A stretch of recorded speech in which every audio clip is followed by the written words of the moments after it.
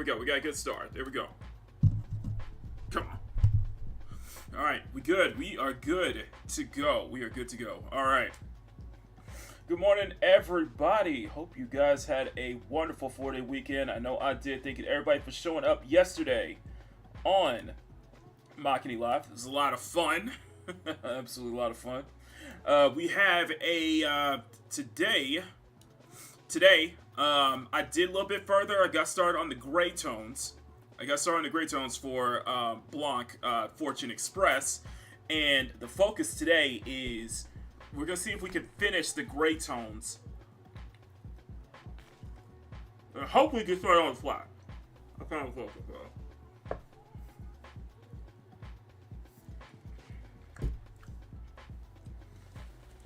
So that's our focus today. We're gonna start on the gray tones. Hopefully we'll get to the flats today, or we're gonna finish the gray tones. And hopefully get to the flats. Made some considerable progress on. I was still a little bit unsure where my lighting source was going to be this time, but then I just kind of took one and just kind of ran with it, basically. So let me know what you guys think so far. I think she's coming along. She's coming along. The rendering is coming along though. And the kind of funny thing with the rendering is that just point me the direction. Just tell me what light source to go from, and then I just kind of figure. I just tell myself what light source to kind of go from, and then I just go straight into that one. You know, that's kind of how I kind of work from there. You know, and I'm still bumping this track, by the way. Anyway, all right, but let's go ahead and get right into it, ladies and gentlemen. Alright, let me go ahead and make sure I got all my references. I want to make sure all my references are up and ready to go as well. So, because we got plenty to go into today, I'm looking forward to it. Where is?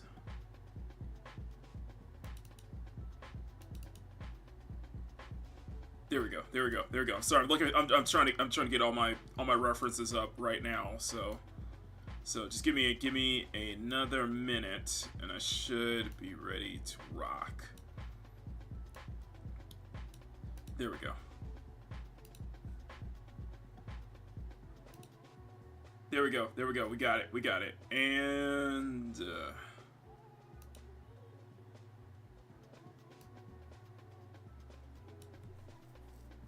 okay, there we go. And let me go get deltas. Let me get the delta stuff up real quick.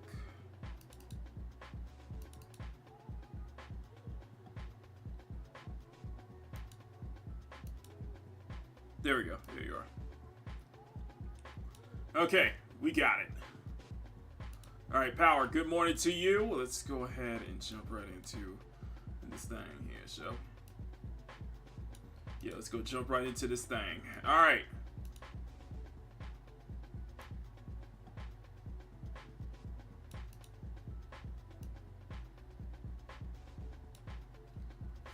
All right, there we go. All right, excellent. And I'm eating like a protein, like Pop-Tart, apparently.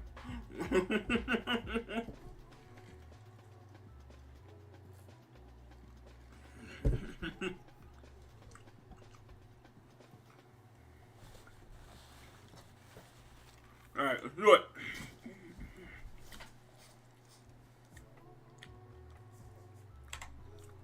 Going in raw this time.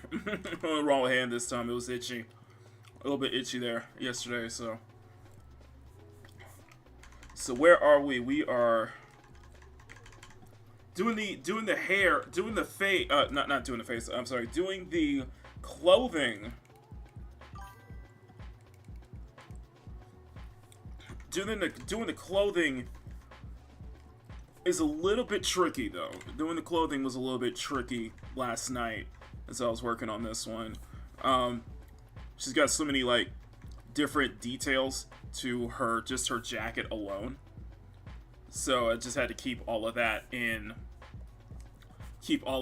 mind, you know what I mean? Keep all that in mind. and we're just keeping it to a style too. So I'm using a lot of hard edges. I'm using a lot more hard edges here. A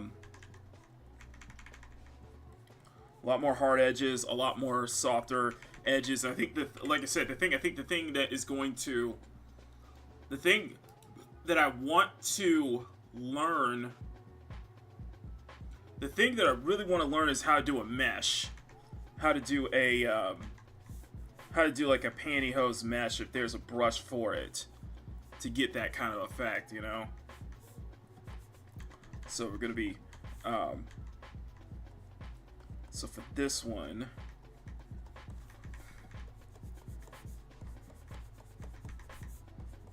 so here, so it should be good for now. She's got like so many intricate details though.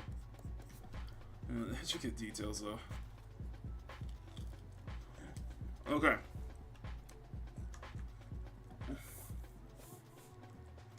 I got the sleeve for the most part. Alright, alright, the bottom half. The puffs, the little snow puffs on her clothing are mainly, are just mainly a softer edge, basically. Something that's a little more texture too. Actually,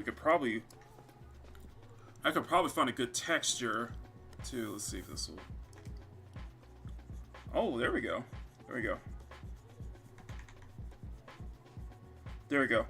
Good. Nice texture there.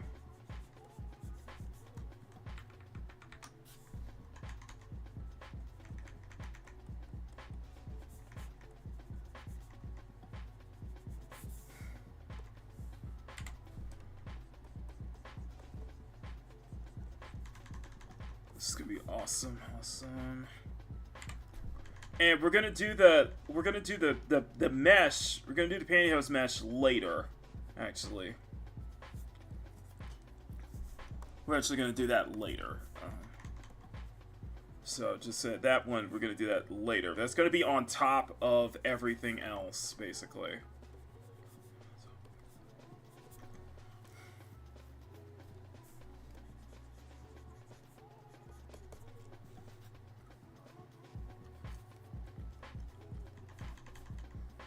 Here.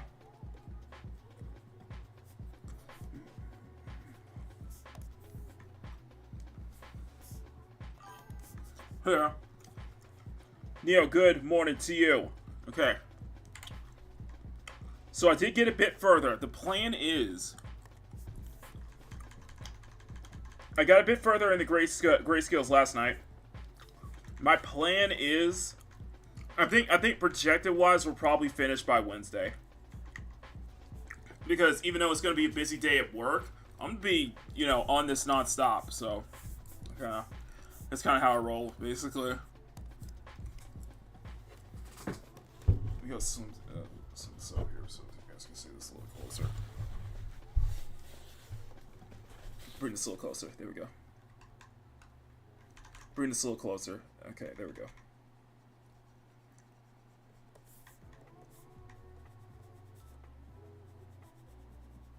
I'm not sure what brush I'm using right now. I got a lot of brushes.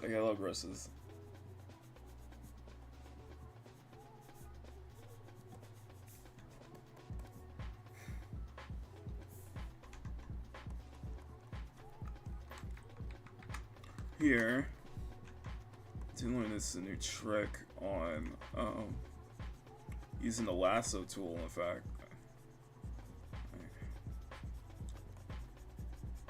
Here.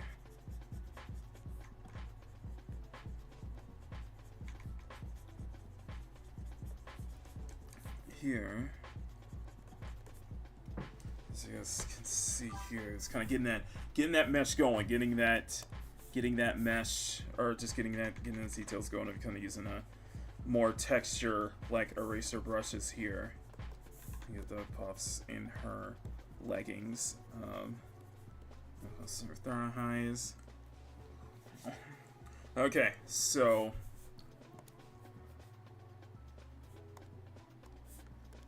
here.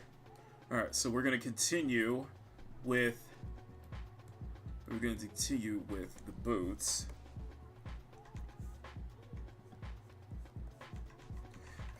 And what I'm doing is, I don't know what I call this technique reverse shading. I don't know what it's called, but if I want to simulate, if I got some like, if I really want to simulate lighting, I just throw the gray. I just color over everything with a base gray, and then I just erase. I just start erasing. So it's a very neat way to. It's a neat way to shade. It's a very neat way to shade, though. Very neat way to shade. Especially if your emphasis is on like shadows. Especially if your emphasis is shadows and your emphasis and such like that. It's a really neat way to shade. So I'm constantly pressing C.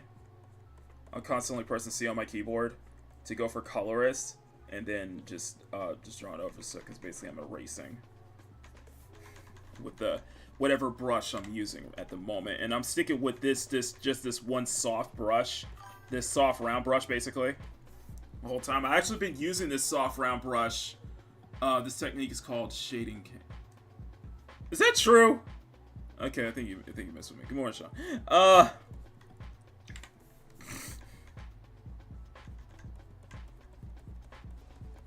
think you messed with me on that. Here.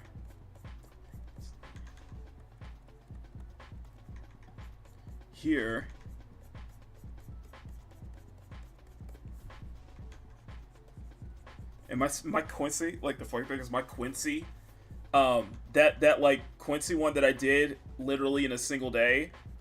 Well, technically over the course of like a single day. It's still blowing up. Like it's still get traction on Twitter.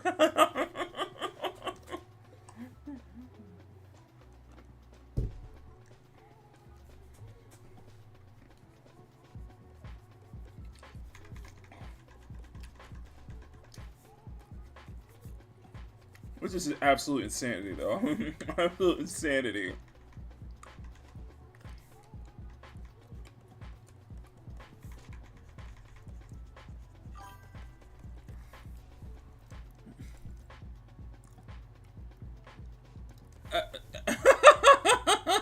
You're funny, Sean. You're funny. Oh man. No, so like I think I've started to like become more comfortable. I think I've started becoming more comfortable doing more Nikke art now. Like we're in December right now. It's like, damn, I've been doing so much like Nikke work lately. I think I've become much more comfortable about it.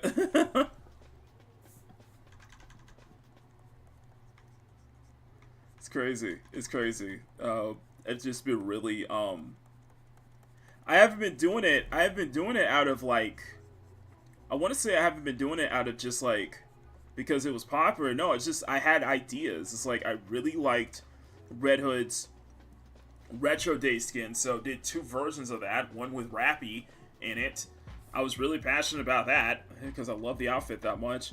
Blanc was trending this weekend, so I was like, you know what? I think I have time to squeeze in one more before December, but no, that's not the case. But, you know, it's already December, so unfortunately, it's already December. So, but I've noticed that, and with the Quincy one,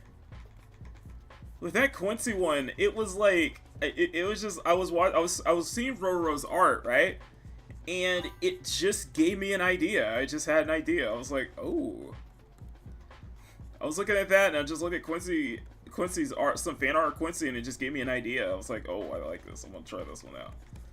I like that. A lot of times if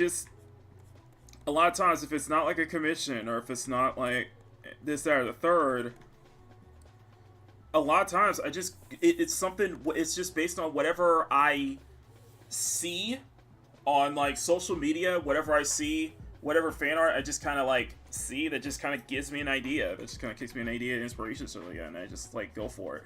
Or just in this case, just a lot of what happened in the 3rd anniversary just really got me back into Nikke. So it's just like I'm really, really into doing this art now, just because I'm liking a lot of what I saw. A lot of really nice costumes, a lot of really nice designs. By the way, I think I'm gonna save my tickets up for that bread, because bread is absolute drip. It is absolute drip. And the funny thing with Nikke is that, like, I only draw the girls that I actually own in game. I only draw the girls that I actually have in game, basically. So costumes I actually have in game. So this is the first time me drawing a Nikke, drawing something that I don't have in game. So, but I have Blanc technically, so it counts. Morning. No. It's okay, Bandito. Dude, just understand. I'm not as like. just understand, man. Like, you saw how I was like the shit that I was dealing with. The shit that I was dealing with like 2 trolls for the past couple weeks. Just keep that in mind next time. If you're gonna try to joke about that, just like, yeah.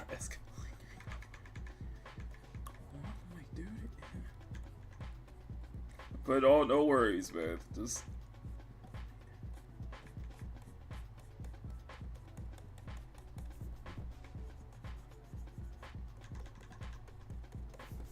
okay.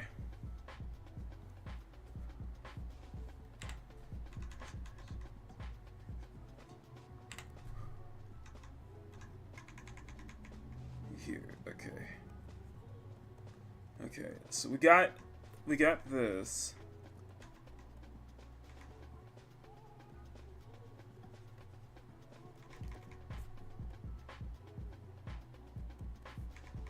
Here.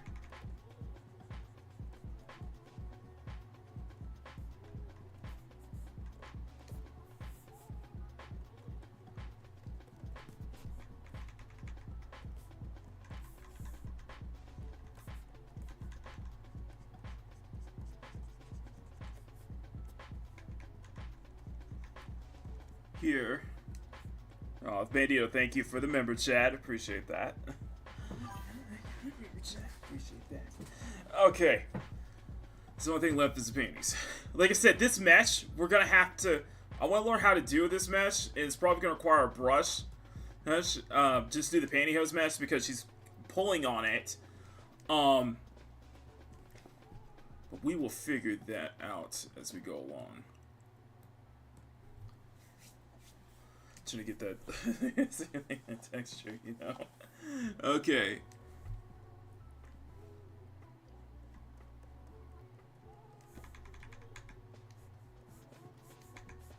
Here.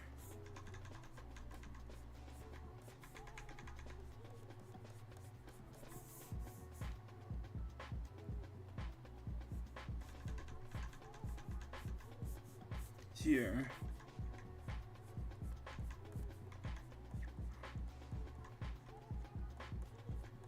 Here.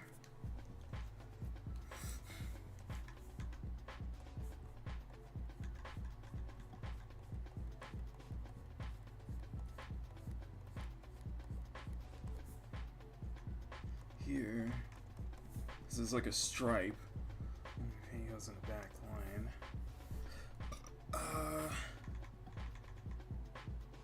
So thanks here. Okay. So I think for the most part we have. Yeah, next Sunday. Next Sunday we're gonna continue. We're gonna continue next Sunday. We're gonna go all the way. Like, dude, like, I did not expect that ending. I did not expect that ending yesterday. I was like, you getting punched out. Like, bro, that's crazy. See, and I see it, and I'm looking at it, I'm like, see, now I get why people love K-drama so much. Now why people love Korean drama so much, because damn. I was like, that caught me off guard. I'm like, holy shit.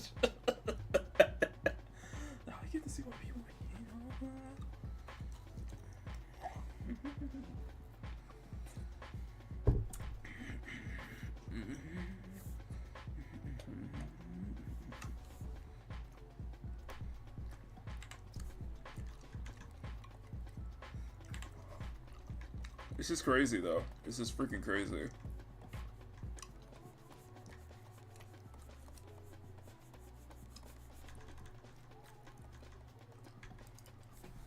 I was like, I'm expecting more freaking, jumping the shark moments next Sunday. I'm expecting more jumping the shark moments.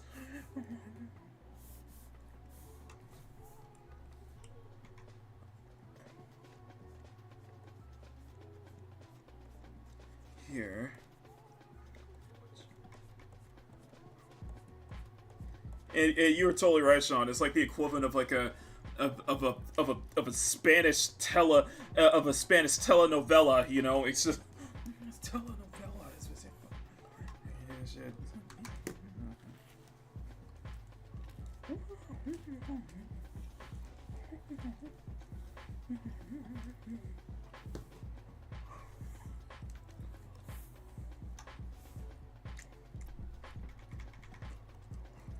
And I'm just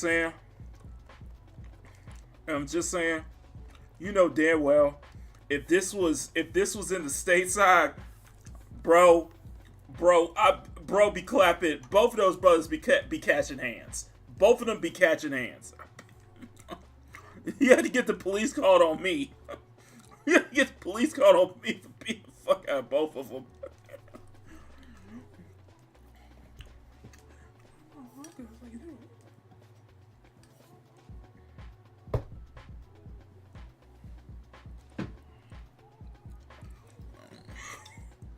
That's why I was like, I'm kind of like, I admit that's kind of like my biggest critique of the game, is that like, your main character is so like, Yumon is like, so like scrawny though.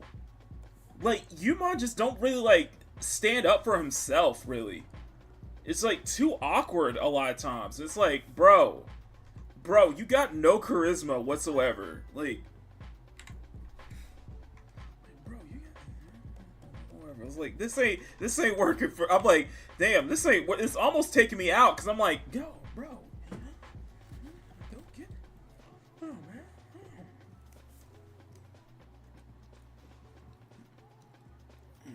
man. Exactly.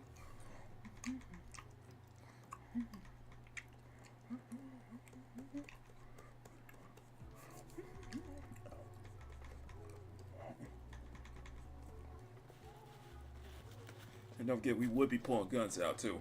Oh,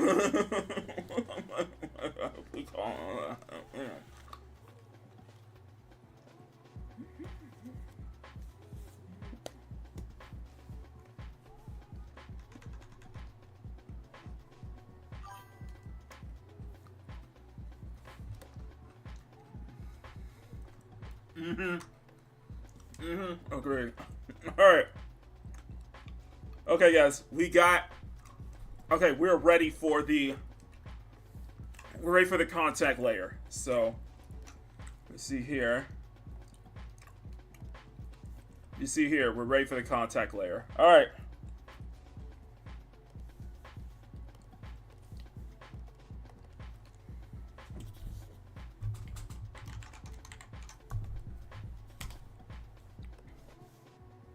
Set to multiply.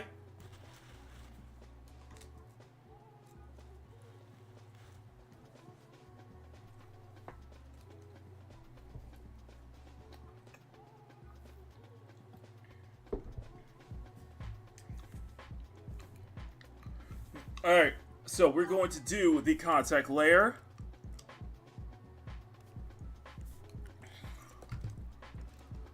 Take one good look. And we're gonna have it clipped to the layer beneath us, so.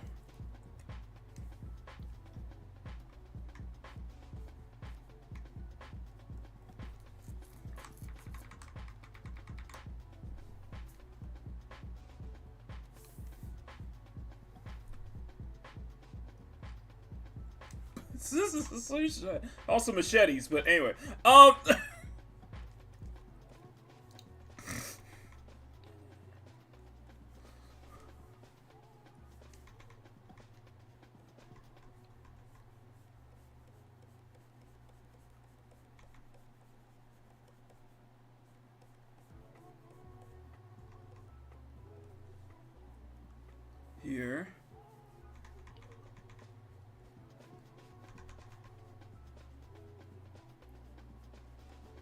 Here.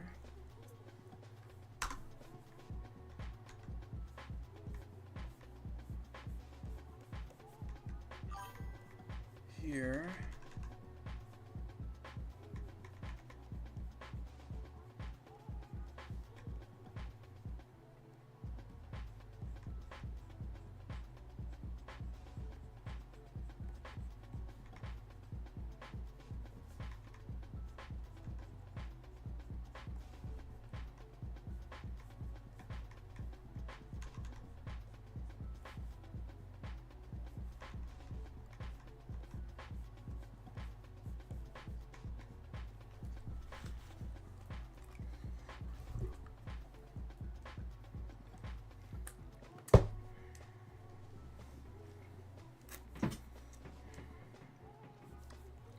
Okay.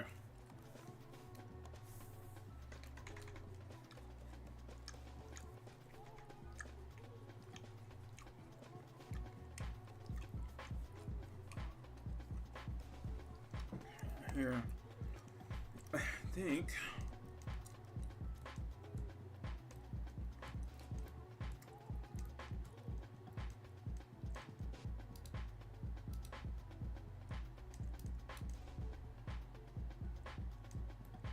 Okay.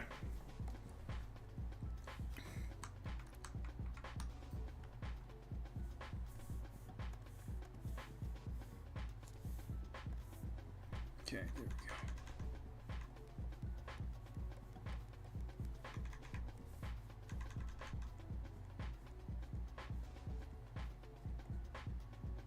Here. It's a good brush though. Like, it's a good brush of like using soft and hard edges though. I'm just saying. Never mind. Never mind. Never mind. Never mind, Sean.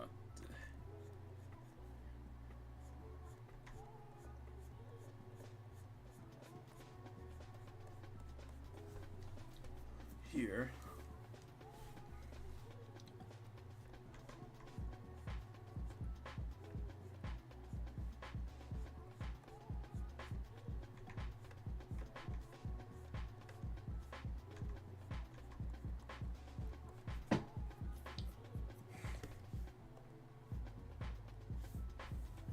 Here.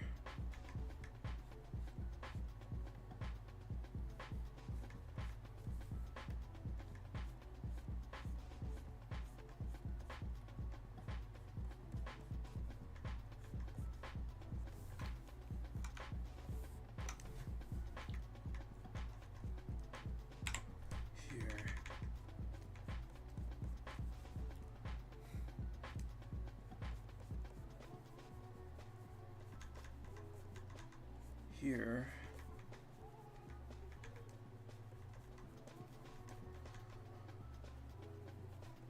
And we're just gonna do the face first, then do the hair, and just same structure. Same structure.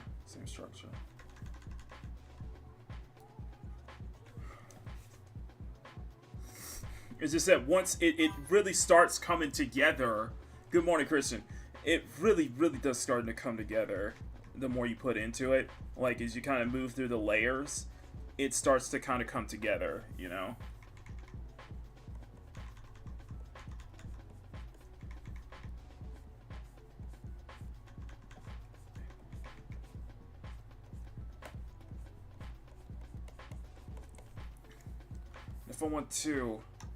If I could provide an example real quick before we move on.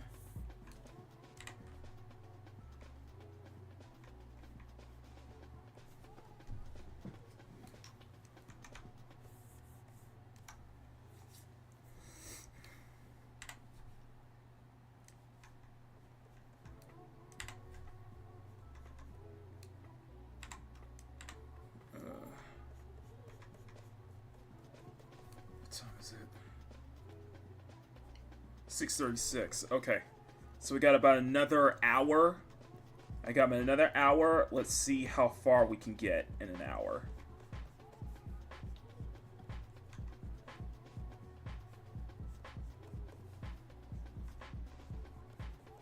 just gotta trust the process here.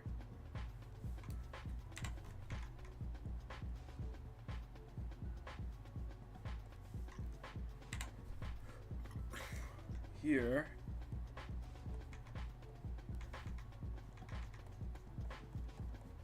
You gotta trust the process here. Oh my god.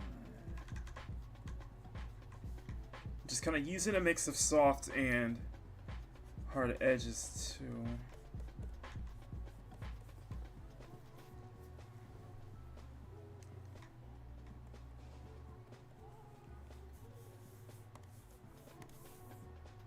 We got this.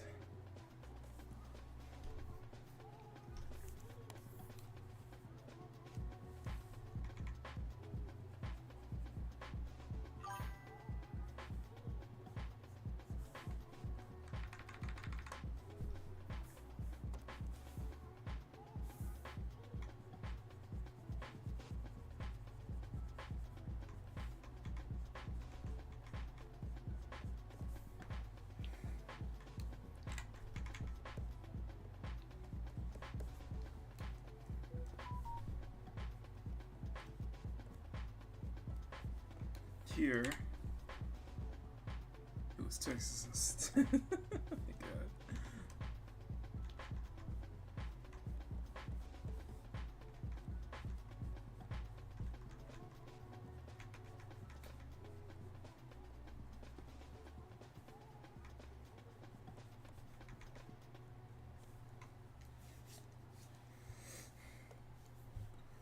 Yet, let me go back to the base color real quick.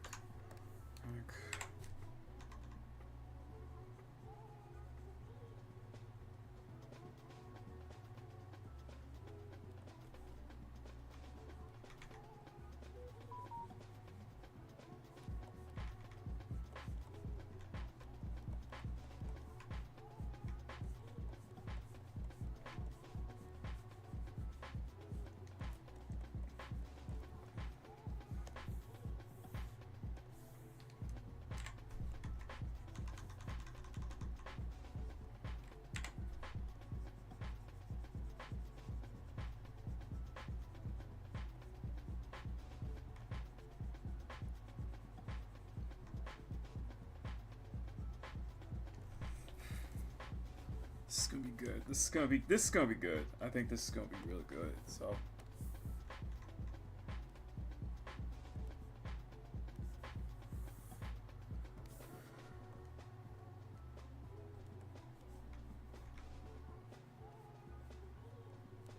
there we go.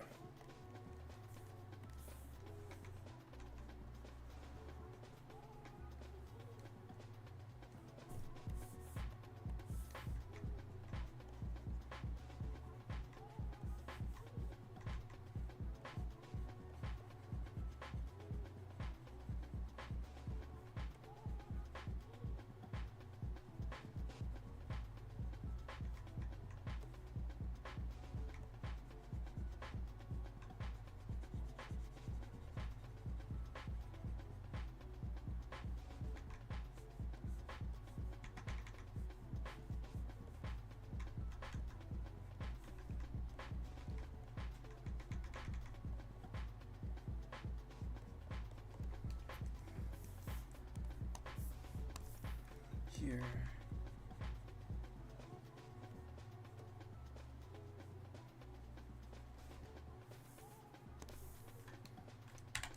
It's kind of like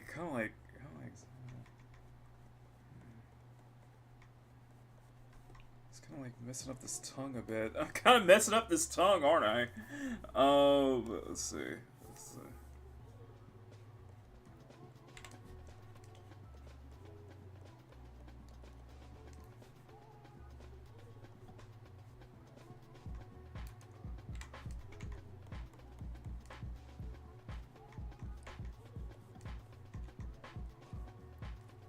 Simplify it. Simplify it. Simplify that tongue.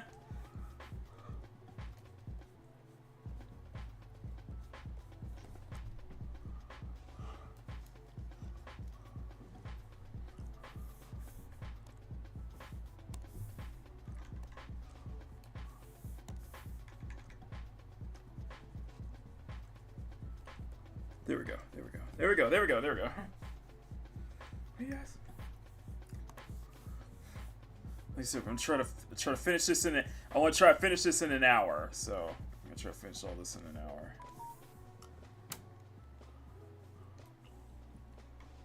I'm gonna finish this in all an hour. Okay.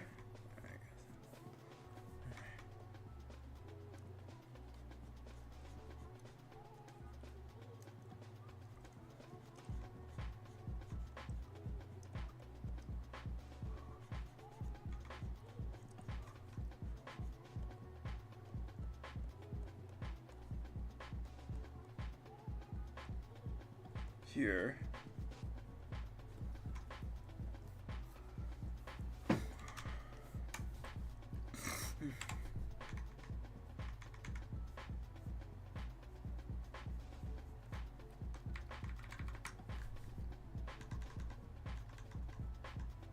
It's gonna be good.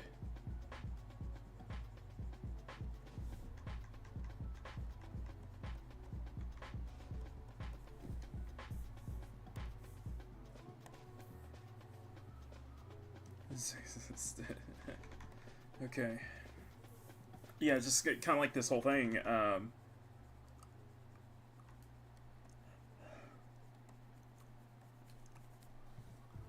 like I said, I'm doing the skin first. I'm doing the skin first.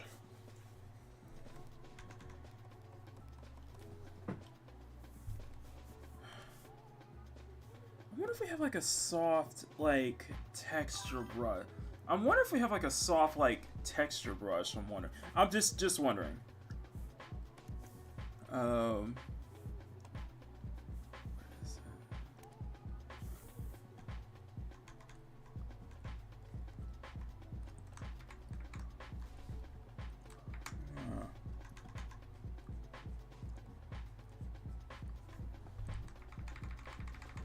Probably not. Probably not. Okay, forget it. I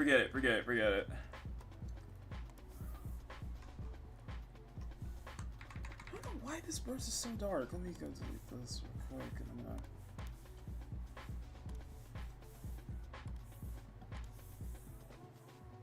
There we go. Switch out to the main brush. There we go. There we go. There we go.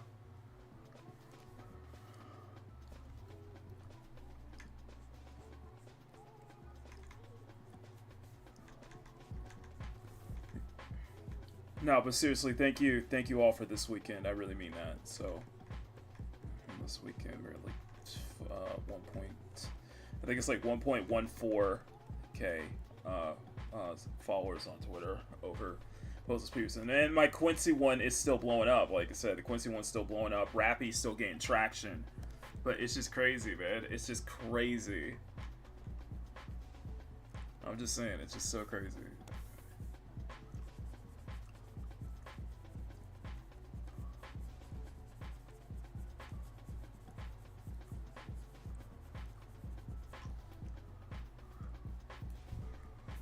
It feels like you're trying to learn something new, you know? And so I think that's kind of the one of the bigger rewards I'm getting is it feels like I'm learning something new. I've been trying to learn some new things this week, and it feels like it's paying off, you know? You know?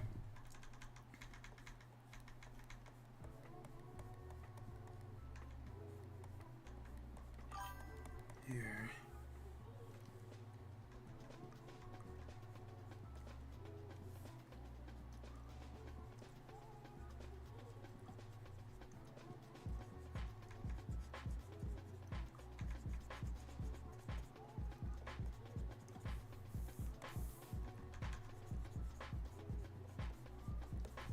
Here, like I said, we're just focusing on the skin now. We're just focusing on the skin, and then we'll just swing back, do the hair, and then just do all that good stuff. So.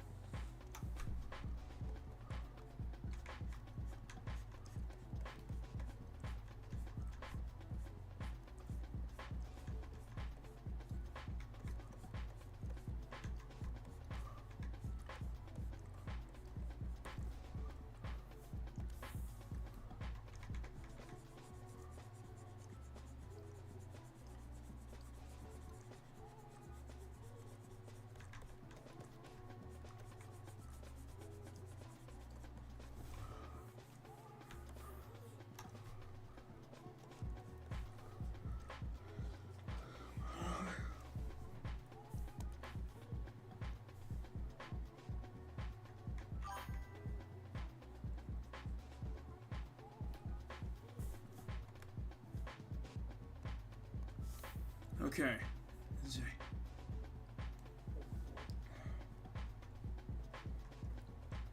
I think it's gonna really start coming together once once we start laying down the flat.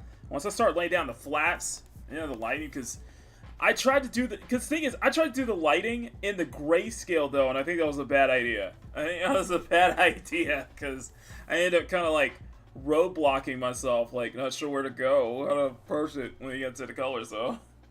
So I'm not touching the lighting in the grayscale rendering this time. Although it's I redid the lighting on the Rappy piece on Friday. If you guys saw, if you guys tuned into that stream. Okay, so it's like subtle changes here. I guess you could say there's not too much contact, too much on the way of the contact shading though. Well, not until we get into the close. I think not until we get into the not until we get to the close. Let me think.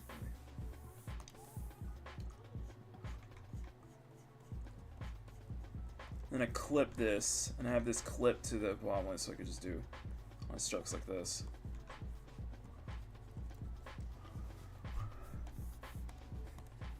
No, I'm very curious. So I know you were joking yesterday when you said you commissioned 500,000 for me to make the comic.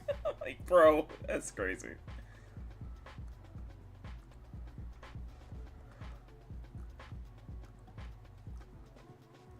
Bro, that's insanity right there.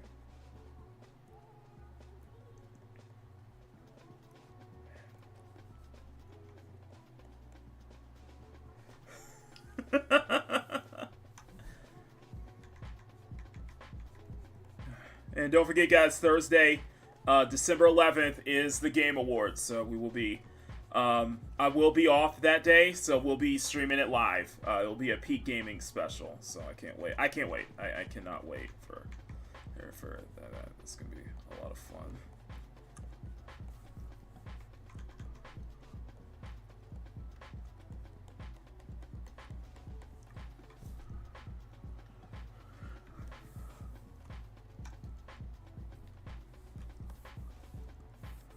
Here.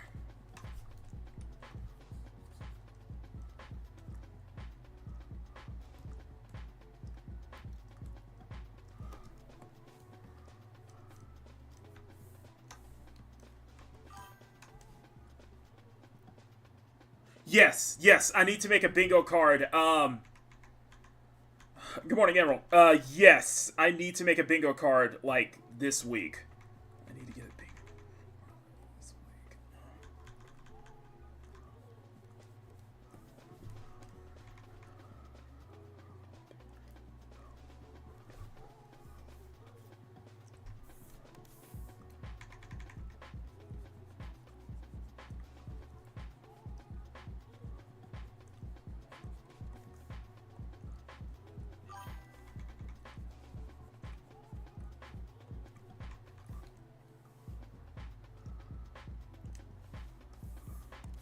So we are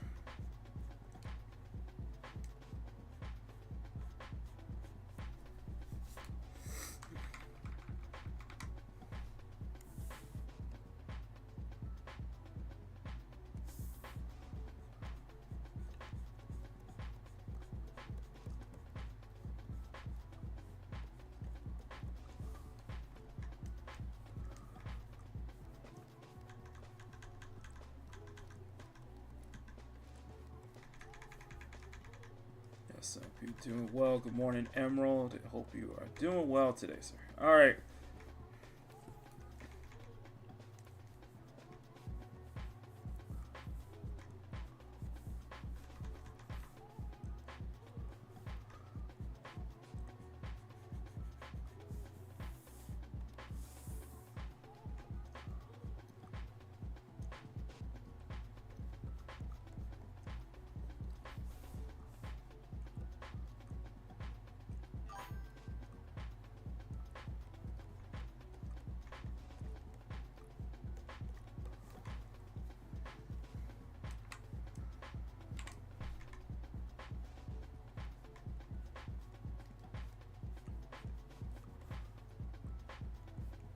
this. You got this.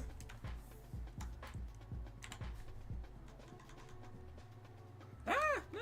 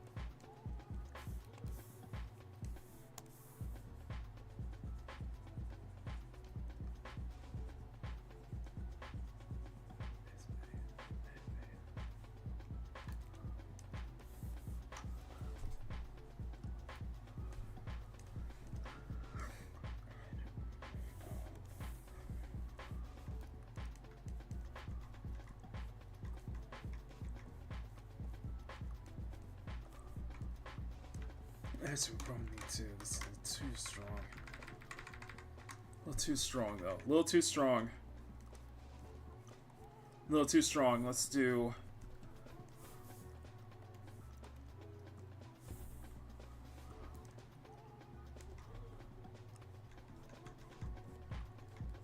I should do it.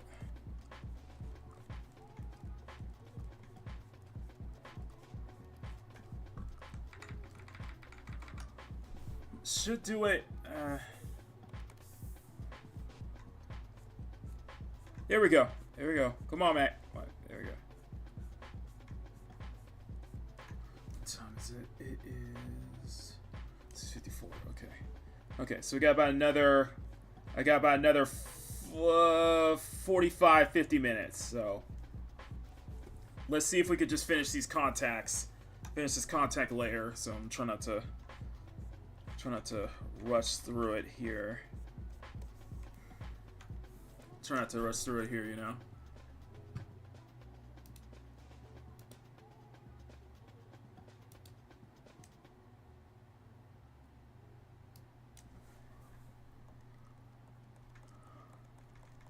Why am I working on the panties already? I'm already working on panties. Okay, never forget. Forget it. We'll go with it. We'll go with it. We'll go with it. We'll go with it.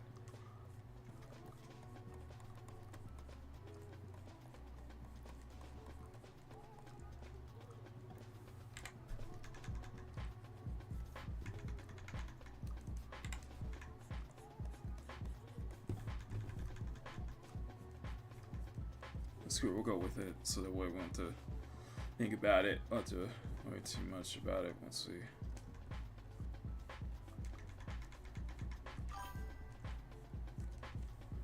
Here.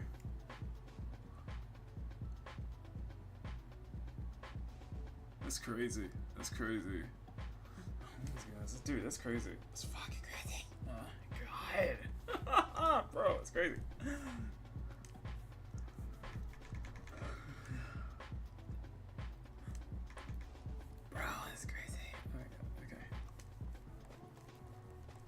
So we should have this.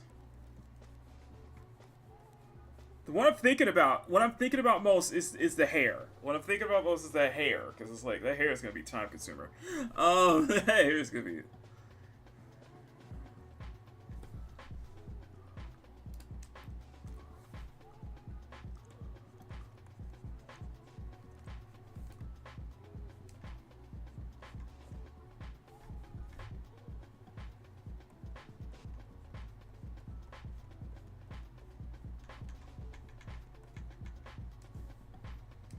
That is going to be crazy, guys. I'm telling you.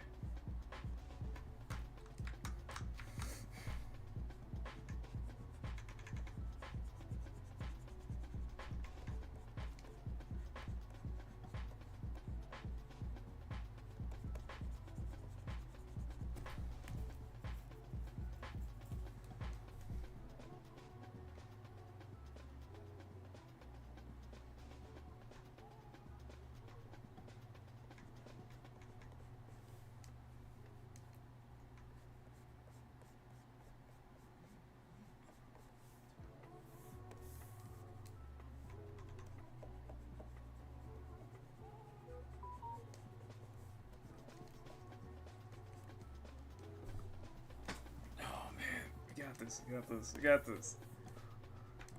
We got this.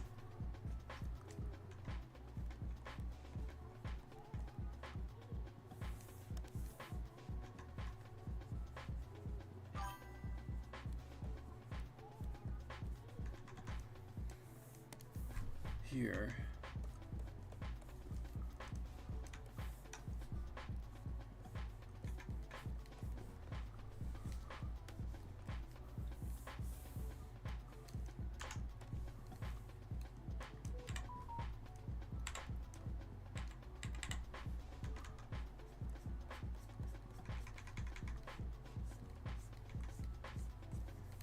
Here, and dude, we talked about that yesterday. YouTube is acting up weird as hell right now, and they're getting called out for it big time on Twitter. Like, they're getting community noted on every single post. Like, no joke, man. Like, they're making they're trying to make a lot of sweeping changes to YouTube lately, and I don't think it's working in their favor. But I don't think the heads of CEO YouTube are going to care at all, one iota about it, though. Because they want to try to push into this, Netflixification, Netflix TikTok competitor, Disney Plus competitor. And yeah, their mistakes are starting to catch up with them. Yes, they are. And as Neon pointed out last night, it's just really is not now's more time than ever that you do need a viable competitor for YouTube, though. Like, and just unfortunately, we just don't have one yet. I think it will happen. It will happen. Granted, it will happen. It's just, man, it's just crazy with YouTube. What's going on with YouTube right now, though? It's absolutely insane.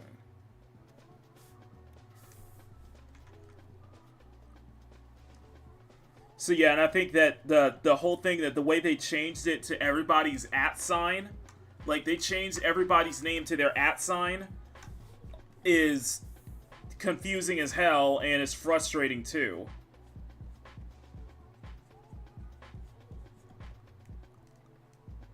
And if there's a way to change it back to everybody's username, actual username, not their account name. Yeah. Plus, the whole thing with the shorts, like shorts is getting dominated by AI too. That's a whole other thing, man. That's a whole other can of worms. Like, shorts is getting dominated by AI slop. Like, a lot of it is like, there's like this push to get like people to just promote. It's like YouTube's trying to get people to just churn out slop for, in this period, just on like 3-4 times a day in terms of like shorts and stuff like that. So like long form content is definitely getting hurt in the process. Let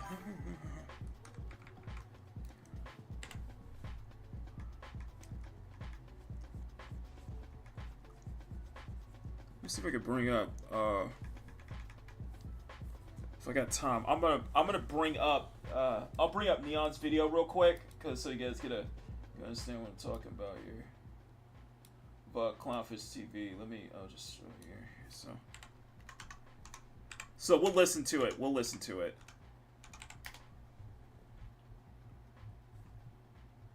So there's this whole thing. This is from Clownfish TV, and I'm gonna put a link in the chat.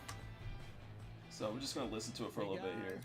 Don't like exactly is happening, and Ars Technica YouTube denies AI was involved with odd removal of tech tutorials. Yeah, a lot of people are seeing a lot of weird stuff going on. Thankful for creators who inspire us every day. You certainly aren't thankful. YouTube has been falsely banning people without giving them the opportunity for appeal, as their AI systems sabotage the effort. They furthermore lie about the extent of AI involvement in this field. When your watch history is more accurate than your horoscope, it's important to note that YouTube is rolling out a feature Feature where if a user pauses for a video for 10 seconds, an advertisement will appear. Yeah, they're really monetizing the hell out of YouTube. And that's why I'm like, is there something going on financially with YouTube that we are unaware of? It's not just about like record view time or watch time or record revenue, net revenue, gross revenue. What is going on over there that they're willing to buy people out that have been there for a long time, that they're clearly trying to squeeze every penny out of this platform that they can? It really feels like something is up financially with YouTube. Or Neil Mohan came in and he's just like, yeah, we're just going to bleed this site dry, right? And by the way, Neil Mohan is the new CEO of YouTube after Susan Wojcicki passed away a couple years ago. So yeah, last couple days, definitely getting hit. They're getting hit over on the Team YouTube side too with proposed community notes. This one here, readers add context. The use of AI and automated decision-making has been proven in many cases, such as YouTube support and automated responses on X. They're saying that they're not doing it. I think that's bullshit. Personally, I think they think it's bullshit. The first half of 2025, 76% of 5 million channels false banned for spam and scams. It's estimated less than 10 million were banned in November alone. 10 million channels banned in November. What the hell is going on? Here, we saw a lot of questions this week about content moderation and appeals. With the help of our trusted safety teammates, we're sharing answers here. Basically kind of like false ban without any like way to appeal, basically. And it's like, man, and it's happening to like 40K channels, 40K subscriber channels, you know, big and small channels too. And there's like no way to appeal it too. It's just like, or making it almost impossible to appeal and get your channel back because of how it's all like AI integrated, you know? And when AI is going to make a lot of mistakes. Here, YouTube uses AI for content moderation and for appeals. Yeah, I mean, it's too fast. It's too fast for a human to read it. Many creators were false flagged as being banned evading from the same account, proving this tweet is accurate. Videos showing how to use Windows 11 offline were marked as dangerous or violent content by AI. God, this is insane. So this guy here, Mario Jews, who I'm not familiar with. Again, I had to Google him, but he's described as a retention director for 100 million plus subscriber creators, Mr. Beast, Stokes Twins, Allen's Universe, and many more. And he's saying, yeah, the algorithm actually changed, and for the worst. For the worst. So before I begin, a direct note to all my friends at YouTube. So this guy knows people at YouTube. I truly respect what you've been doing for the past year, and I know you'll take this problem seriously, but I'm also aware that you often have your hands tied, and there isn't much you can personally do. I won't reveal any sensitive information that people can't find out by themselves. Let's begin. A few months ago, creators of all sizes started noticing a significant change in the overall performance of their channels. Yes, it started in May. We noticed it in May, and then a massive drop-off in like August. And then we had another hit this month. Usually this is related to the overall behavior of the audience.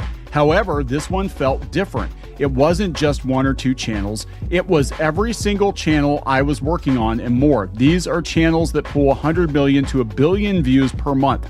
So again, these massive channels are taking a huge hit too. It's not just small fries like us, okay? And this is the guy who helps the Mr. Beasts of the world get to the size that they're at, right? Or at least manages those channels or helps manage those channels. First, I was like, all right, let's find out where we're going. Maybe we're missing something. However, after weeks and months, no answers were found. This was frustrating not only for myself, but also for the creators who are relying on these answers to maintain their channel, business, and livelihood. Yeah, I know of creators who had staffs that they're laying people off. We've had to pare back, and we don't really have that many people, but we've had to pare back. You know, if you're pulling in, you know, hundreds of millions of views a month, and you're paying people salaries out of that, and there are channels out there that, you know, are doing really, really well, and they're paying salaries out of that, and all of a sudden your views are halved. What do you do? Right? I mean, and again, it sounds like first world problems. I'm only making $2,000 a day. That'd be fine if it's just you, but if you've got other people, you got to take care of. What are you going to do? He said that's when we made a breakthrough, a way of looking at data we had missed. You see, this entire time we were analyzing the channel as a whole, new and old videos combined. However, we weren't focused on isolating older content, specifically content with a published date older than 1 month. That's where, for the first time, we noticed something unusual. We saw a complete crash in short form views on content older than 1 month. What we found was that somewhere in the middle of September, YouTube pushed a significant change in their short form algorithm, which impacted nearly every short form creator across the platform. Why is this a problem? Because it affects every creator we care about. It didn't matter if you're a smaller creator, one of the top 10 creators. We haven't found many people who were spared. I'll leave a brief explanation at the bottom so you can check your own channel. Now, he's talking about shorts, which is interesting. And these weren't just entertainment or educational creators, it was both. What we found is that YouTube seems to have implemented a change that strongly prioritizes content uploaded in the last month, roughly 28 to 30 days. We're still unsure. Okay. But what impact does this have, and why do I believe this is something that should be brought to light? The first impact we're seeing is a shift away from quality to quantity. Often creators live off the revenue generated, not just AdSense, from those bigger content pieces. A strong portion of this revenue comes from their back catalog, meaning older content. With this change, you're increasing the importance of high volume uploads in the first 30 days. Basically, you're being encouraged to post as much slop as fast as you can on YouTube. What do I believe is happening? Why is this change going through? I believe there are two reasons. First, to hit certain targets with shorts, plain and simple. I don't believe this is what's best for the creator type of play. It's more like a we want to compete with TikTok type of play. It's not unreasonable. Now, I'm going to stop there because he's not talking about long form content apparently, but they're pushing shorts over long form content. Why is that a problem? Well, for content creators, you don't get paid nearly as much on shorts as you do on long form content. It doesn't cost as much to advertise on shorts. The revenue shares in YouTube's favor. You don't get paid as much. It's significantly less. I know because we've done some trial and error with stuff, and you can actually have millions of views on a short and make way less money than you make on 20, 30,000 views on long form video. That's the truth. There are channels out there that are primarily shorts channels that are getting 100+ million views a month, and they're making like a couple $1,000s for the month. It's ridiculous, but that's more money Google gets to put in their pockets, right? And that's really what this is about. Let's be honest, that's what this is about. He said the second reason, which I believe to be the actual leading reason, is a push for recency, freshness, or novelty, whichever term they would choose to use. But that's weird because the long form content, they're pulling up videos from like 3 or 4 years ago and pushing those to people. Some content needs freshness, news, streaming highlights, etc., medical information. We've noticed that certain top content pieces, individual videos, still get a significant amount of views, so it looks more like prioritization than anything else. Regardless, while I'm private, I find it fun to refer to the situation as the flattening. In reality, this is a very concerning moment where simple ideas turn into a massive hit toward the creator economy. Yes, and this is just the tip of the iceberg of changes that have been affecting people. Okay, so he's noticing it in shorts. I'm telling you it's all over the place, and I'm telling you with long form content, it started in May of this year was when it was really noticeable. And then we saw another drop off in August, and then something happened more recently. It's important that changes on the platform aren't just focused on the consumer, but the preservation of a healthy creator economy that allows creators to grow their businesses, teams, and create better content. They don't care, Mario. They don't care. They really don't care. They want maximum revenue. Without a focus on both the creator and the consumer, you'll quickly run into an issue of low-quality slop that makes people want to go elsewhere. This is what's going on. Shorts are slop. They are. And a lot of them are AI-generated overseas stuff.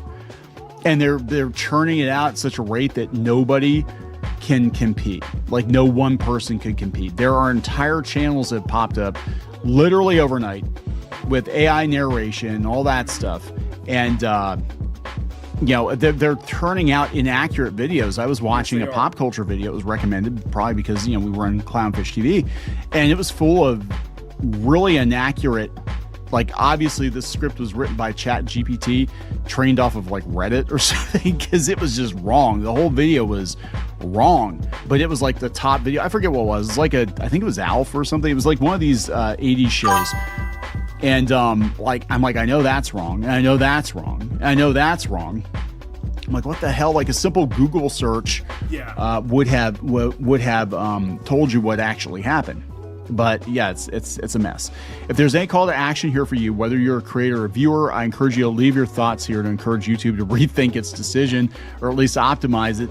So it's also regarding the importance of keeping a healthy creator economy. They're just going to look at the bottom line, dude. They're just going to kiss about That's the it. bottom line. That's Neil Mohan's all about the bottom line in Hollywood. And he thinks Hollywood is going to get him a fatter bottom line because they're going to try to compete now with Disney Plus and Hulu and Netflix because they want those ads too. And that's what this is all about. They want premium subscribers and they want maximum advertising revenue. And if that means you just shove shorts in front of people, like slop shorts, and that's what it takes, that's what they're going to do.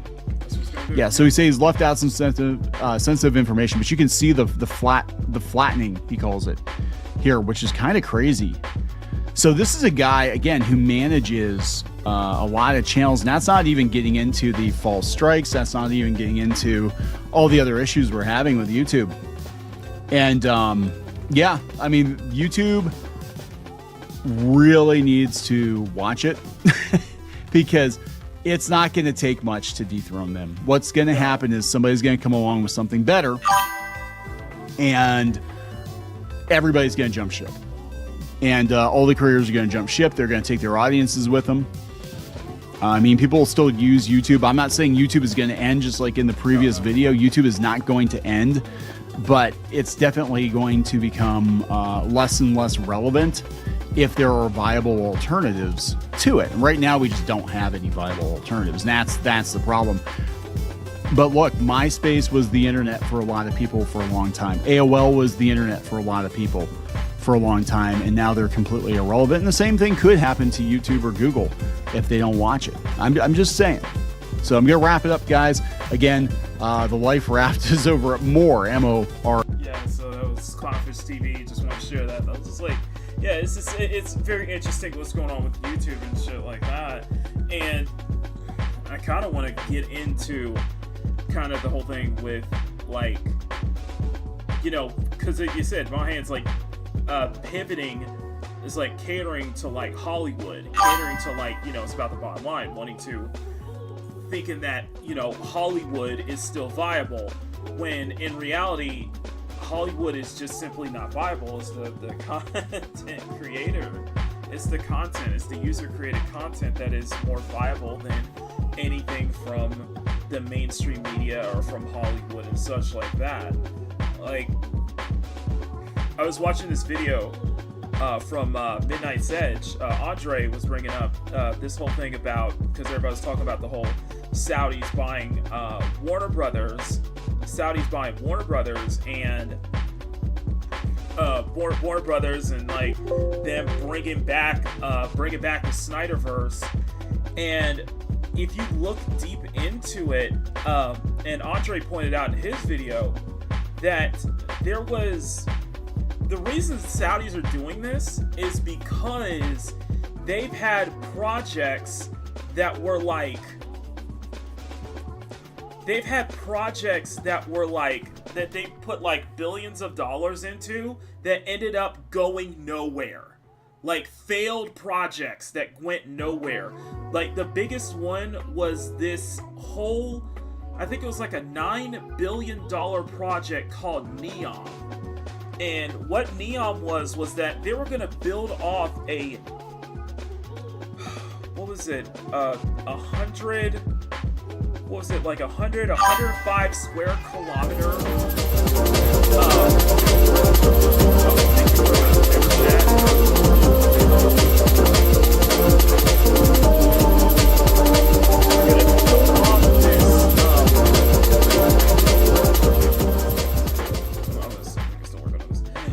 no, thank you. I'll remember to. No, they were gonna build off this. It was a $9 billion project where they were going to build this walled off city in the Red Sea, like this futuristic walled city, like where the wall is like made of mirror and glass or something like that, and it's on the Red Sea. It was condensed. It was like condensed it's like condensed to like a small, like, it's very thin. It's like this walled off city. It's very thin, and it's where there's no cars or anything. You have to travel by like train, or everything was very convenient for you walking over there, walking to where you needed to go. But the thing was that the city was the project was basically just criticized as basically literally being hell on earth. Is a complete dystopia. Like, it is so freaking crazy that like you're spending $9 billion on this walled off city in Saudi Arabia, and it's like part of the reason why, and it's contingently the reason why they were interested in buying off Warner Brothers, and I would argue that probably buying off EA too, is because they had all of these projects that they invested like billions of dollars into that end up going nowhere. They end up were failed projects, basically. Like this whole thing with Neon was like very dystopian as F. Like, I have to put the actually, you know what? Actually, I'm gonna switch screens real quick because I need you guys to see this. It was like freaking crazy, dude. Wasted a game government. It's like, oh, okay, I'll show you this. This is, dude, you will not believe your eyes, man. You will not believe your eyes. Okay, I'm gonna show you this. This is like freaking crazy. Let me change my screen. Sorry about that. Let me change my screen. Let me change my screen real quick. Okay. Sorry about that. Sorry. Okay. Let me change my screen real quick.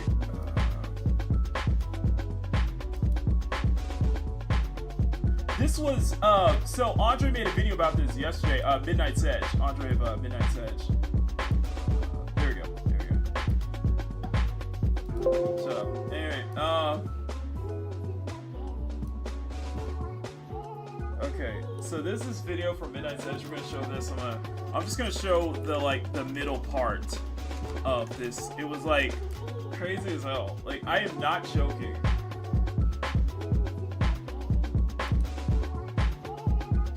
I'll put a link to Andre's video, Midnight's Edge video, in the chat. So shout out to Andre. The United Arab Emirates are making a foray into Hollywood. Yeah, UAE. In the past few weeks alone, we have learned that Parrot Analytics, the company which has always supplied the likes of Kathleen Kennedy and Alex Kurtzman with these stats on how well they're running Star Wars and Star Trek, has partnered up with Qatar, while a major new AI network with Hollywood ties is being set up in Saudi Arabia, all while the Saudi kingdom is continuing to invest in Hollywood. Right. So much so that Saudi Arabia had all the oil wealth you could imagine, which afforded its ruling and upper class literally money for nothing, and the resources to buy all the luxuries of the world, which they did and continue to do. Yet the ruling class were painfully aware that all their luxury, technical know-how and expertise was bought and imported from the West. Take that away, and what remained was a nation that hadn't even built a combustion engine of their own devices. And that would pose a major problem if they ever ran out of oil, or if the world really did go all green and their oil was suddenly less in demand. Back in 2016 then, this prompted Saudi Vision 2030, a strategy and roadmap which aimed to transform Saudi Arabia from an oil-dependent monarchy into a diversified, vibrant global investment powerhouse and regional hub by the year 2030. You'll note that we are now in the tail end of 2025, meaning only 1/3 of the original time frame remains.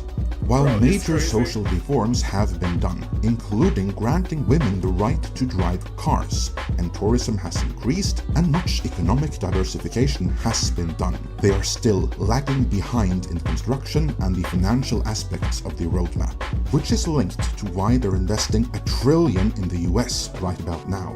They have some catching up to do as their big national project, which was intended to etch Saudi Arabia into the world scene and history books, the same way the pyramids did for ancient Egypt, didn't pan out as they had hoped.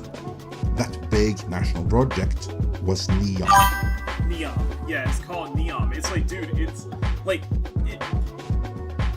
watch this and The tell me marketing how line is that Neon is an ambitious, futuristic... I want you guys to watch this, because I tried to explain it to you. Watch this and tell me and look me in the eye and tell me that this isn't dystopian. Look me in the eye and tell me that this isn't a dystopian landscape.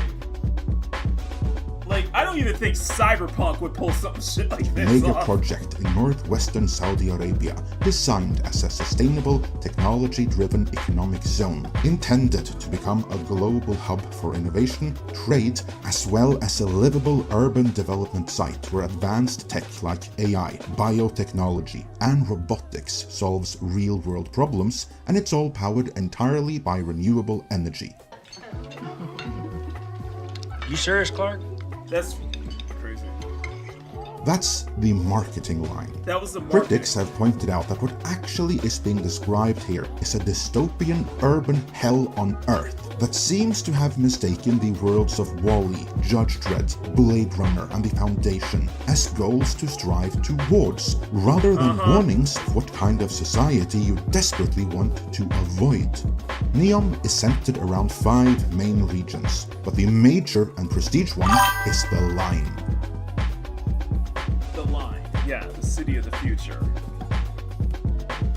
The Line's core concept is a single, continuous, mirrored glass structure stretching 170 kilometers, that's about 105 miles, along the Red Sea coast, through desert and mountains. It would be 200 meters wide and 500 meters tall, resembling 2 parallel mirrored walls enclosing stacked layers of residential, commercial, and green spaces. We're going to build a wall. It's going to be built. In other words, it was an... Sorry, it would crack me up. Arasaka punching in the air right now. Arasaka punching in the air like... Zoro's like, why did I think of that? Why did I think of that? Visioned as a revolutionary linear city that reimagines urban living without cars, without streets, and with no carbon emissions. The 9 million residents wouldn't miss any of that though, as instead it will be integrating advanced technology, robotics, and AI to make life easy and comfortable. So you won't get a car, not even a flying one, but you won't need one, as there will be high-speed hyperloops bussing from one end of the city to the other in just 20 minutes, which means it would have to travel in the same speed as a commercial jet. And there would be plenty stops along the way, so brace yourself for some hefty acceleration and de-acceleration several times along the way. To prevent accidents, all of this would be AI-managed transport. The slight snag with this hyperloop is that is a horrible, horrible accident waiting to happen. Like this whole thing of an AI-driven hyper train, hyperloop or something like that kind of loops around the line like that. Dude, that is dystopian as F. Okay. Like this shit would make Dogtown. This shit would make Night City blush. Okay. Just be like, what the fuck.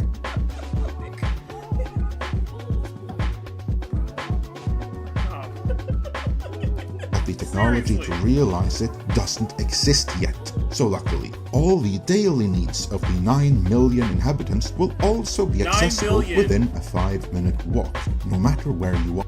9 million residents encompassed in this one line. Encompassed in that one large strip that goes across the Red Sea. It goes across the Red River, you know? Tell me that's not dystopian. Dude, it's like zero out, bro. Bro, this looks like, dude, this looks dystopian as F, Ronnie. I'm like, you know what, just give me the Ark. Let's do the Ark. Let's just do the Ark in Eden, okay? That is more promising than this. I'm just saying, Night City looks like paradise compared to this, okay? Night City, Mega City 1 looks more, Mega City 1 looks better than this. Judge Dredd. Never mind a 15-minute city, the line would be a 5-minute city. For entertainment, there would be AI hubs, and even a giant artificial moon to look at. You could also enjoy the slopes with artificial snow, and you wouldn't have to worry about crime, as there would be 24/7 surveillance of every inch within the city walls. So basically, imagine 2,000 glassy skyscrapers pressed into each other in one line, cutting through the middle of a blazing hot desert, decorated to look like the world of the Fifth Element on the inside, where you have everything you could ever need, like... That is frightening. Okay, that is frightening. That is frightening, bro. that spaceship in WALL-E, so you never have to leave. Yeah, who wouldn't want to live in such a modern marvel?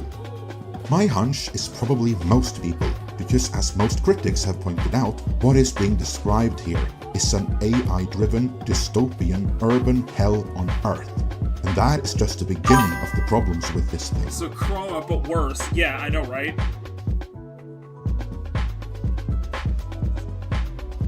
The line was announced to the world with great pride, so it was embarrassing for everyone involved when they, after announcing it to the world, came to find out that there are so many engineering challenges here that the sum of them is simply insurmountable. And even if the challenges practically could be solved, which they can't, realistic projections of what this thing would cost are so massive that actually... Like, realistically, this is an engineering nightmare. This would be an engineering hellscape. You couldn't make this work. You wouldn't have the fun. We don't have... One, it's like, you don't have the funds to make this work. $9 billion to pull this off, it's not going to work. It's going to be an absolute disaster. Clearly, we don't have the technology to pull this off. And frankly, third and final point is, would anyone want to live in a place like this? No. I think the simple answer is no.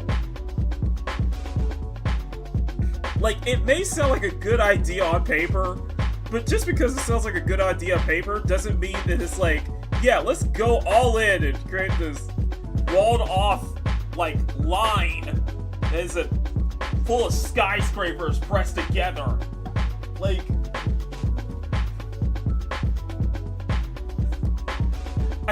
I think you could all agree with me on this one, in that I miss the early 2000s more, because early 2000s, like, Y2K futurism was actually cool. It was actually cool. Seeing it through would bankrupt Saudi Arabia, even with all its oil, several times over. At a smaller scale, this is true for the other aspects of NEOM as well. As such, the entire overall NEOM project is currently in the process of being scaled back big time, and no aspect of it more so than the line, which is the most prestigious. According to the original roadmap, construction should have been well underway by now, but in reality, only some earthworks have been done, although many had to be forcefully relocated even for that. In a major worldwide humiliation, in 2024, the whole line was officially shortened by a whopping 99% to a mere 1% of its original length, and even it's not really a line. It's not really a line anymore. And it's not like the Saudi regime wasn't warned. Remember that deceased journalist? It's not really a line, it just kind of like shortened it. I'm like, okay, maybe it's more of like a tiny square, okay? Maybe it's not a long line, it's like a tiny square. Okay, how about we do that? Can we do that? Yeah, we don't have the funds for that. What do you mean? You have the technology for it. What are you talking about? Oh, come on, it can't work. No, it's not gonna work. Bro, like this... Bro, this is as dystopian as, like, freaking, what was it, Oasis and Ready Player One? Like, this is like the whole world of Ready Player One, man. Like, look at that.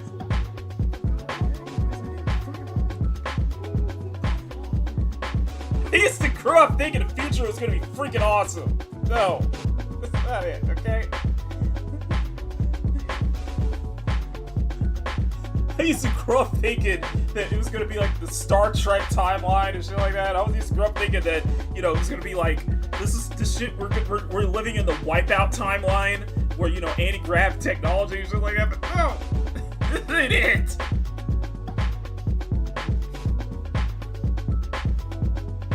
just saying. I'm just saying. The early 2000s, like, futurism was cool, though. It was just that futurism was, like, freaking cool.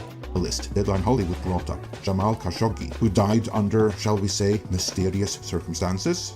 Well, he was a staunch critic of the entire Neon project, because even if the line hadn't been officially announced at the time, the other aspects of it were also recognized as completely unrealistic by everyone but the Saudi royal family. And indeed, with time, those warnings have proven to be on point. Still, pointing out the flaws in advance did not serve to raise Khashoggi's stock with the royal family, let's say. All of which is to say, countless billions have been spent on Neon. What has been spent... What was it? What was it? It's funny you bring that up, because I'm thinking about, like, the world outside of, like, Oasis and Ready Player One. And I'm thinking about that, it reminded me of... Do you guys... What was that talking about? There was a thing in...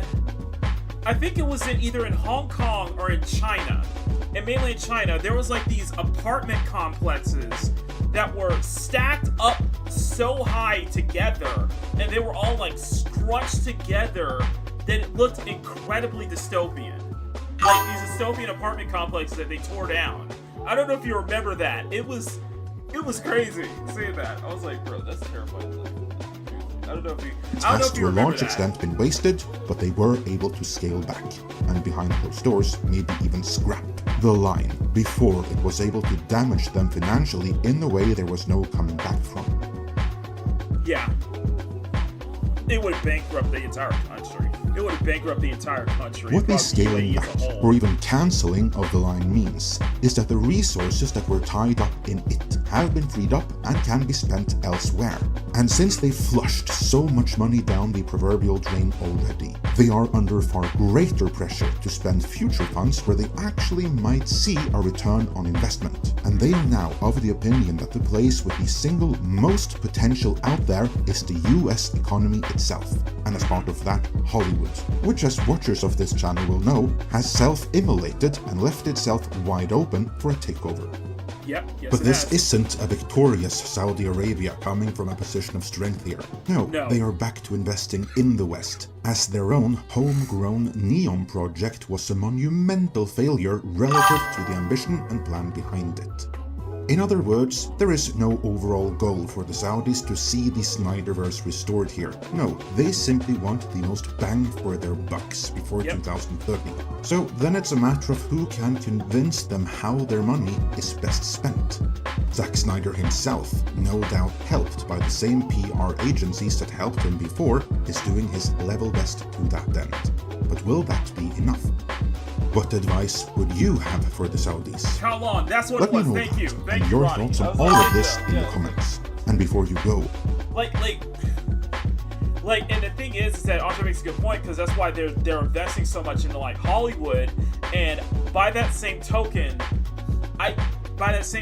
you can see why they're investing so much into EA. This is probably a reason why they bought out EA as well, or Electronic Arts, because of this. Because, like, bro, this ain't working. Like, this ain't working, man. You actually had to rely on the West for a lot of innovations, though, too. That's such a good point. It's like, damn. Like, that's crazy, guys. Too much money, way too little, like, common sense and brain. It's like, dude, everybody. I feel like you want to take, like, the most. You want to take, like, all of the. I'm just kind of, like, bouncing my head around this. Like, I feel like you want to take, like, all of the most, like, all of the biggest business leaders, all of the biggest innovators, all, like, the richest people in the world. You want to put them in a room, and you want to show them, like, all of the sci-fi dystopia movies, and with the end of the film is, don't do this, okay? This is not an instruction manual. please stop while you're ahead, okay? Let's not go do this. You think it's a good idea on paper. The thing is, on paper, it's a good idea, but it's not. Don't do this, okay? Do this, please. Not. But they wouldn't listen. It's just like, guys, this ain't gonna work, okay? This whole utopia isn't going to work, guys. It just ain't. You know, reality has a different opinion on this, okay? Reality has a different opinion, okay? You're confounded by reality here, okay? They control the table. Reality controls the table here, guys. Reality controls the table. Reality controls the table here, okay? You can't shape it. You're not gonna be able to shape it to your image. It's not gonna work. DJ Ronnie G with a $2 super chat. 1984 is not an instruction manual. We keep telling them that, but they don't want to listen. It goes in one ear out the other. We keep telling them that. It's a cautionary tale, not an instruction manual. It's a warning.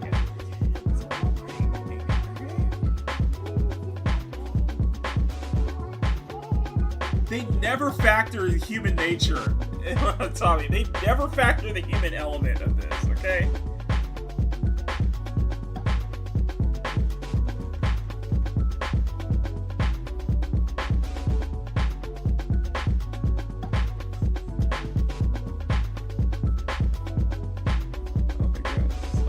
I'm just saying.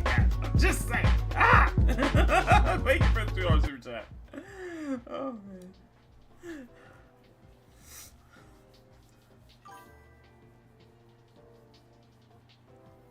Woo.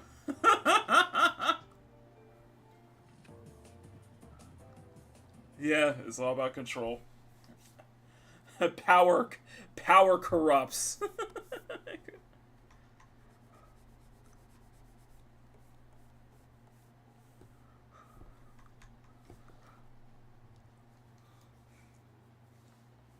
I just want to share that because it ties back to the whole thing with YouTube.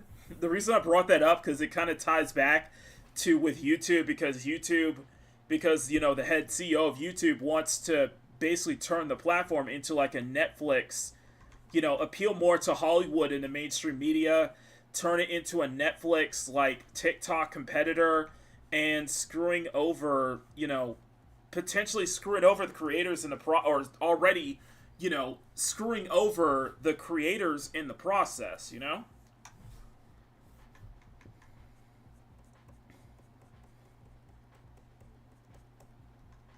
I just don't think it's a good idea. Just don't think it's kind of like you gotta tread lightly, you know. You gotta tread lightly on that one. You too. I'm just saying. Yeah, it feels tone deaf. Yeah, it feels beyond tone deaf. Okay.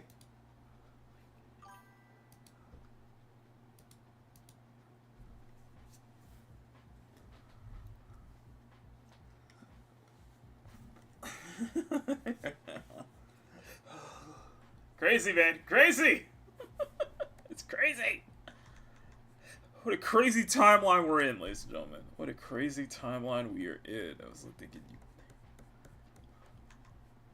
I was like, I thought the future would be much cooler than this, you know? My 2000s kid, my teenage self is like, man, I thought the future would be cooler than this. This is cool as I thought it would be. It should be cooler than this. It's like futuristic.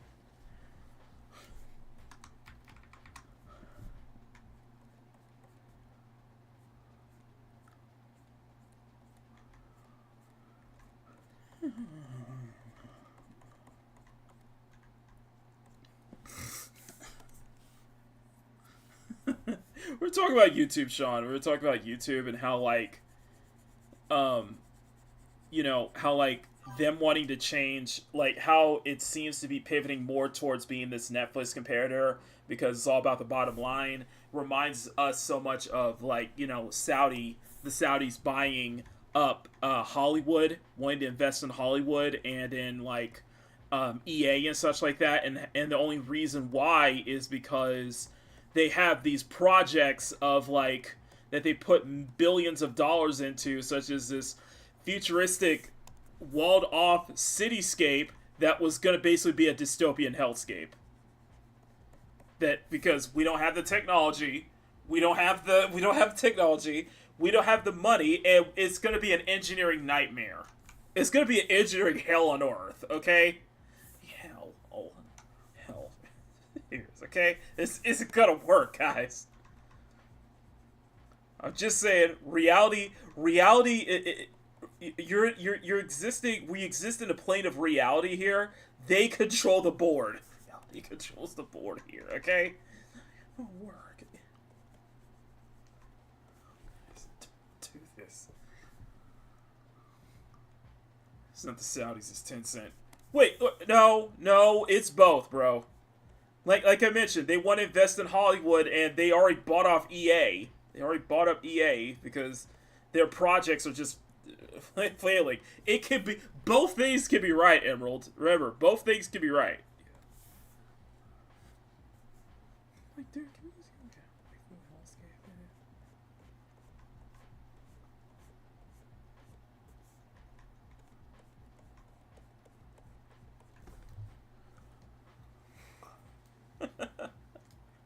both things can be true. Oh, more possible future tech communism. Exactly, Sean. Exactly. Correctamundo. It's just funny, man. It's just like, bro. It's just crazy.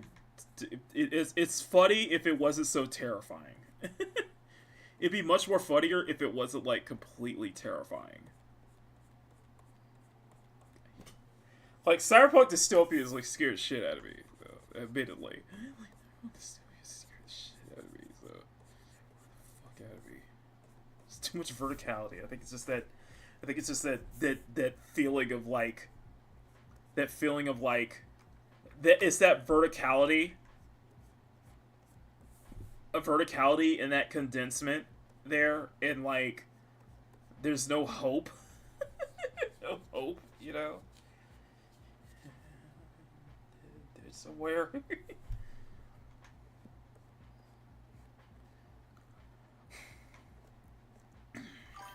to our younger selves, guys, sorry, it's not the Jetsons, okay? We're not living in the sky or anything like that. Not the Jetsons. It's the Nikke, okay.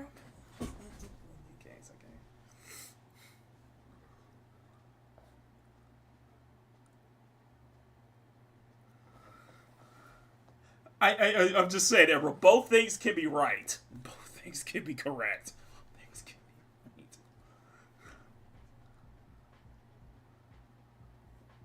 right. Use China as role models, I know, right? Woo!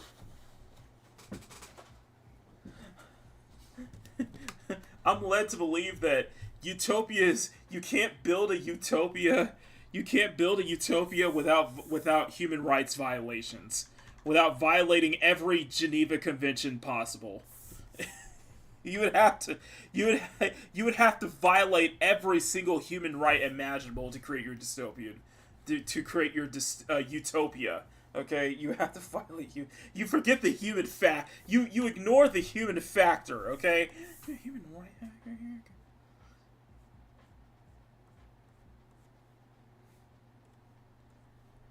What are you gonna make everybody? But I guess their idea of the utopia is that, you know, we're just gonna eliminate the middle class altogether. We're just gonna get rid of the middle class altogether. It's too much of a nuisance. It's like, bro, we're just gonna eliminate the middle class. It's like,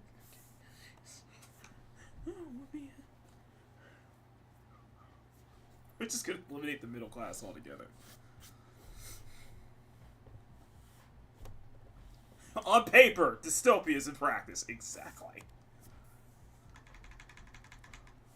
That's why I kind of take a. That's why I kind of find it humorous to see all like these utopia projects just be like, just completely fall apart because you didn't learn, because you don't learn. Okay. Okay.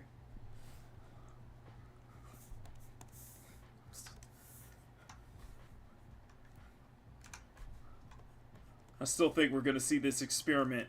I think we're still gonna see this experiment fail in real time. Look at New York. I'm just gonna say. Let's look at New York because this beautiful utopia is gonna. And I'm just gonna be like, we told you, but you didn't listen. We told you, but you didn't listen. But you didn't listen. So yeah, this is on you, motherfuckers. So this is on you, okay?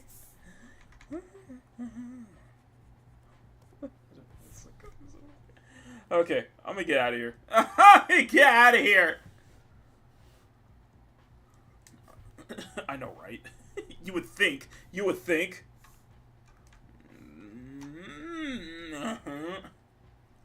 There's so much corruption, man. There's so much corruption up top, bro. It's crazy. Anyway. What is not corrupted is hopefully this. I'm kidding. Anyway, guys, I'm going to continue working on this. I'm hoping to have the flats ready by today and then start on, the lighting and everything. I'm liking how it's turned out. I'm liking how it's turning out. It's time consuming to do the grayscales because we only got up to the hair and everything, and there's a lot of hair here. There's a lot of hair going on and such like that. So, anyway, guys, thank you all so much. Smack the like button, all that good stuff. Thank you, everybody, for this weekend. This weekend was amazing. I can't thank y'all enough. And subscribe for more. And I will see you all later. Till then, never stop drawing.